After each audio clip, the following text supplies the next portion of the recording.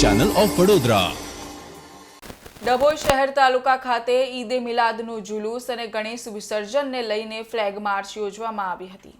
જિલ્લા પોલીસ વડા Rohan Anand, DYSP Akash Patel, LCB PI K Patel, SOG PI Dabhoi post PI J Zala, PSI Gohil તથા સમગ્ર પોલીસ સ્ટાફ દ્વારા ડભોઈ શહેર તાલુકામાં 16મી સપ્ટેમ્બરના રોજ ઈદે મિલાદ નબીનું જુલુસ તથા તારીખ 17ના રોજ ગણેશ વિસર્જનના રૂટોની ડભોઈ શહેરમાં ફ્લેગ માર્ચ યોજવામાં આવી હતી અને સંવેદનશીલ પોઈન્ટોની નોંધ કરી સ્થાનિક પોલીસને તકેદારી રાખવા જિલ્લા પોલીસ વડા રોહન આનંદે સૂચના આપી હતી।